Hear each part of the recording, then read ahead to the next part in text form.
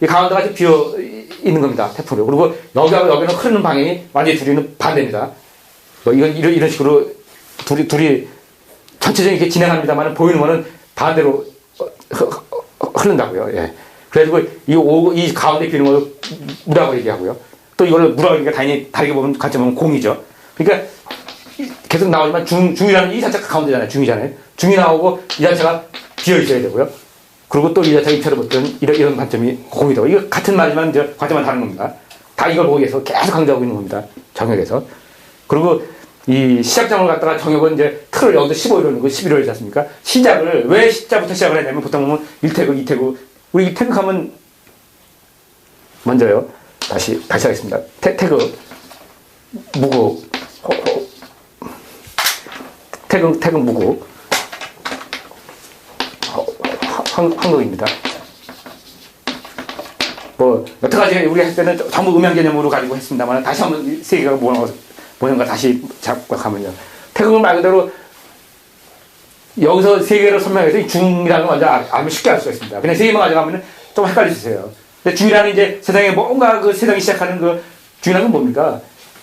완벽한 중이라는 것은 플러스 마이너스가 만나는 점이 중이에요.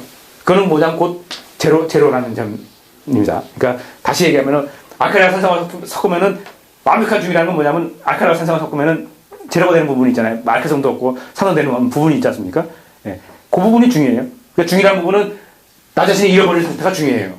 나 자신이 남아있으면, 만약에 거기서 알칼리 조금씩 남아있으면, 그럼 완벽한 중이 아니라는 얘기죠.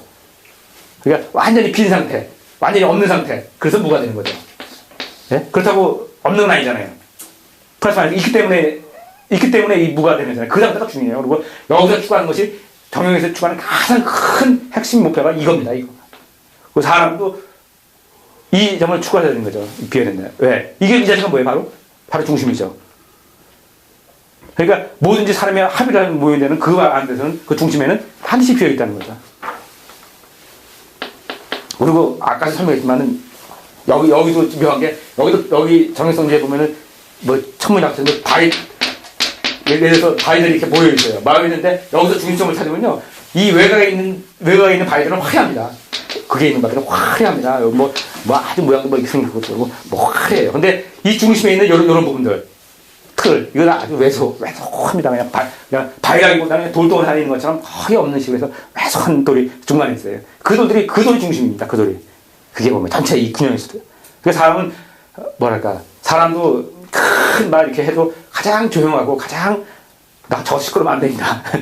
가장 조용하고 가장 볼품없는 그런 부분이 중심이 되는 거죠. 사람들은 그렇다고 봅니다. 잔잔하고 조용한 사람이 결국 중심이에요. 큰 틀을 얘기하는 거다 봅니다. 그리고 끝에 있는 사람들이 요란하고 시끄러운 거죠. 사람들은 그냥 모든 게 그렇습니다. 그래서 이게 중이고요. 그 중만 알면 쉽습니다. 중만 알면 이 세 개를 쉽게 구분할 수 있습니다. 이게 중요한 자리는 아까 말씀드린 이 자리가 중입니다. 이 가운데 자리가 중이죠. 그리고 이게 비어있으니까 무가 되고 공이 되고요. 이 중이 되는데 여기서 시작점이 태극입니다. 그리고 시작점이 태극이 뭔가 그 중에서 시작하는 점이 있을 거 아니에요. 그 시작점이 태극이고요. 다시 그 시작점으로 이 중으로 돌아오는 점이 있을 거 아니에요. 마지막 점. 그 마지막 점이 무국이에요. 그러니까 1로 시작을 하면은 맨 끝에 돌아오는 점이 10이다 이런 얘기죠. 쉽잖아요.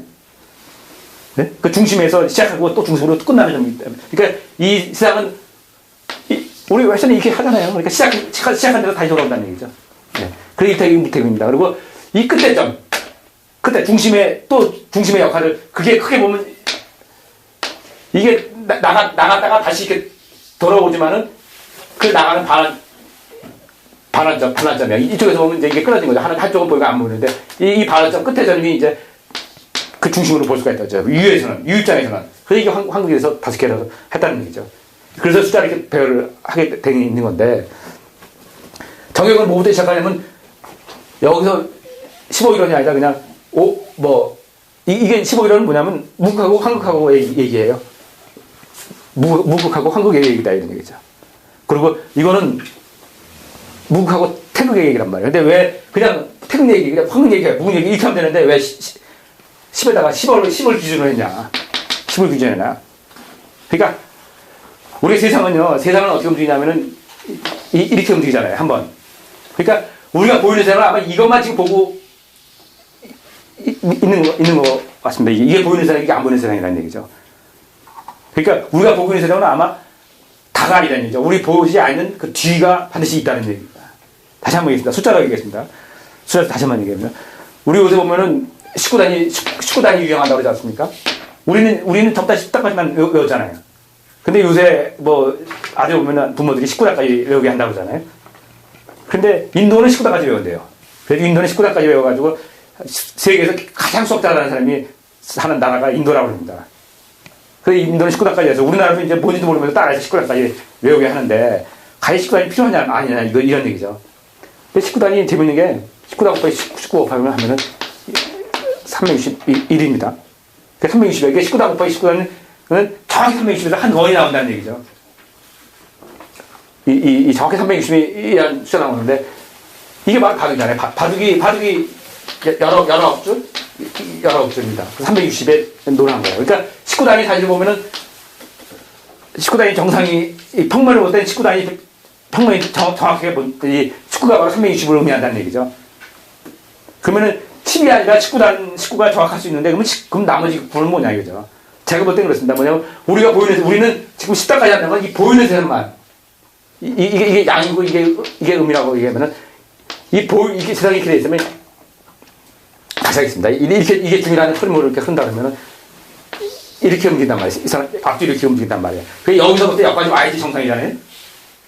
한 바퀴 도는 거 아닙니까? 그런데 우리는 요거는 보이는 세상이고 이건 양의 세상이고 이거는 안 보이는 세상이란 말이에요. 그래서 쉽게 말하면 이거는 공간의 세상이고 이거는 시간이라고 볼 수가 있단 말이에요. 예? 예를 들어서 그러면은 우리는 보이는 것만 가지고 따진다는 얘기죠. 그래서 1부터 10까지 보이는 것만 가지고 지금 모든 걸 계산하고 모든 걸 좀 다 추론한다는 얘기죠. 실제는 제대로 다 하려면 안 보이는 것까지 계산을 해가지고 해야 된다는 거죠. 12회부터 20까지, 19까지, 11부터 19까지는 안 보이는 세상에 뒷얘기를 하는 거란 말이에요. 그러니까 정역은 뭐냐면 10부터 시작하는 이유는 뭐냐면 우리 일반 세상이 아니라 한 번 더 나간 뒷세상에 이 세계를 가지고 한다는 거죠. 이 세상이 있다는 거죠. 존재하는.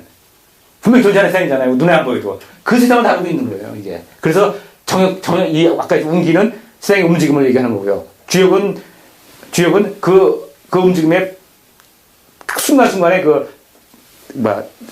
카메라 찍었으면 상이 있을 거 아니에요. 모습. 세상이 막 움직이는데, 세상이 막 이렇게 움직여 가는데, 이 흐름을 다는 것이 운기고요. 다시 하겠습니다. 운기고요. 그런데 여기서 보면 모습이 막 움직일 거 아니에요. 보였다가 안 보였다가 막 그잖아요. 세상은 우리 형광등처럼 형광등 불이 있으면 계속 형광등 불은 움직이고 있지만은 이 속에 공간만큼 보였다 안 보였다 막 움직이는 거란 말이에요. 그 보였다 안 보였다는 그때 순간이 있을 거 아니에요. 이거는 써는 것이 주역이라는 얘기죠. 네? 이렇게 가는데 이 틀을 벗어난 또 하나의 세계가 존재한다는 거죠. 이게 정형의 세상이에요. 이 틀을 벗어나는 거예요. 이게 정형의 세상. 일본의 기본의 틀을 벗어나는 그게 정형의 세상입니다. 그래서 이게 어려운 부분도 있고 반드시 필요하는 거죠. 이게 3D 세상이에요. 그러니까 사실은 이거는 이 부분에 보면 이건 진짜 세상이죠. 보이는 세상이지. 여기서 얘기하면 이 보이는 세상이죠. 보이는 세상이죠. 근데 이 뒤는 사실은 안 보이는 세상이지만은 안 다뤄도 되잖아요. 하지만 이거는 안 보이지만은 뭐냐면 존재는 하는 세상이잖아요. 다시 하겠습니다. 그리고 여기서 보면 주역은 1D로 보고 2D란 뭐냐. 1D, 2D면 세상은 다 사실 그려져요. 모든 거는. 근데 세상은 어떻게 보면 3D로 그려졌단 말이에요. 그래서 3D는 뭐냐면 1D, 2D 안에서 움직이는 거 아니에요. 다시 얘기하면요.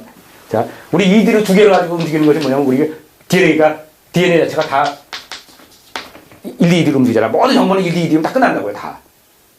근데 이 2D라는 정보를 가지고 RNA라는 것이 붙이면서 하나의 보이는 거거든요. 선생님이 보였다, 안 보였다, 막 새로 나타나거든요. 그거 갖다가 현대과학에서는 뭐냐면 이 3D 세상을 갖다가 홀로그램이라고 얘기를 하고 또 하나의 환영의 세상이라고 그러잖아요. 그렇게 설명도 하거든요. 그러니까 실제 우리는 이 세상에 살지만 실제 이 일의 정보는 다 가지고 있다는 얘기죠. 어떻게 보면 다시 봅니다. 이걸 좀 더 크게 얘기하면 우리가 보면 전생이라는 얘기를 한다 할까요? 우리 기본에 보면 우리가 태어나기 전에 전생이 있었다고 그러지 않습니까? 그러니까 세상에는 우주에는 그 강기라는 그물이 있고 쫙 있단 말이에요. 그 속에서 기본 정보가 다 있어요. 그 속에서 하나의 환영물이